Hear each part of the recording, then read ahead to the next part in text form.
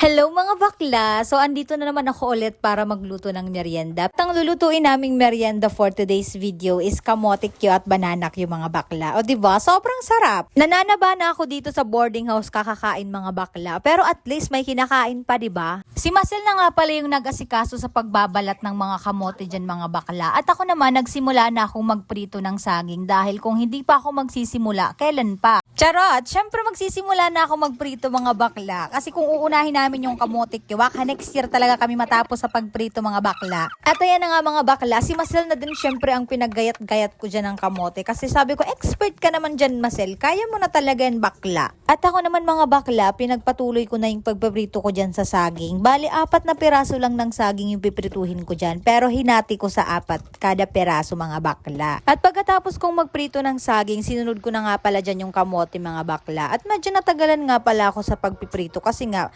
syempre madami yung kamote at hindi naman to katulad ng saging na malambot lang mga bakla. Bali nagtunaw nga lang pala dyan si Marcel ng asukal sa pinaglutuan naming kawali mga bakla. Dahil mas gusto nga daw niya yung may asukal yung saging na pinarito mga bakla. Kaya ayan mga bakla, tingnan nyo naman si Marcel, yan yung ginawa niya. Ako kasi pag nagluluto ako ng saging mga bakla, literal na prito lang talaga, wala nang asukal-asukal kasi matamis naman na talaga yung saging. Pero dahil banana Q nga mga bakla, syempre may asukal yan. Pero yung kamote namin mga bakla, hindi na namin nilagyan ng asukal kasi matamis na eh. Tapos masarap naman na yung kamote kapag pinrito lang. At sa wakas mga bakla, so naluto na nga pala ang aming merienda dyan. At grabe naman talaga, sobrang sarap talaga ng pinritong saging at kamote. The best talaga tong pang merienda mga bakla. Tapos mas lalong sumasarap ang pagkain kapag sinasabayan ng kwentuhan mga bakla eh. Ganyan na ganyan talaga yung mga gusto ko eh. Yan sinasabi ko sa inyo eh. Pero alam niyo mga bakla, sign na to para magluto din kayo ng kamote Q at banana Q. Tapos habang nagpo-food trip kayo sa may dagat, ganun mga bakla. Kami kasi wala kaming motor papuntang dagat kaya dito na lang namin kinain to mga bakla. Tama na ang chika mga bakla. So ayan lang for today's video. Sana nag-e-enjoy kayo sa mga pinagpo-post ko. Thank you so much for watching!